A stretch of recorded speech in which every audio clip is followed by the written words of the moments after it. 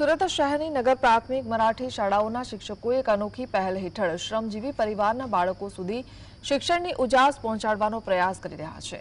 શાળાના આચાર્ય અને શિક્ષકો પોતાના સમય બહાર જઈ શ્રમજીવી વિસ્તારોમાં માઇક અને પ્લેટફોર્મ પેમ્ફલેટના માધ્યમથી શિક્ષણના મહત્વની જાગૃતિ ફેલાવી રહ્યા છે। જેઓ લોકોમાં અપીલ કરી રહ્યા છે તેઓ પોતાના બાળકોને સરકારી શાળામાં ભણવા મોકલે, જ્યાં સંપૂર્ણ ભણતર ઉપરાંત વિવિધ શૈક્ષણિક અને પોષણ સંબંધિત સુવિધાઓ મફતમાં ઉપલબ્ધ છે।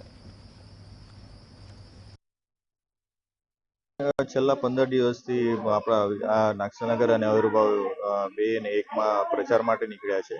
કેમ કે અહીંયાના જે વાલીઓ જે છે તેમને સરકારી જે લાભો છે એમને ખબર નથી કે ભાઈ કયા કયા લાભો સરકારી સ્કૂલોમાં મળે છે।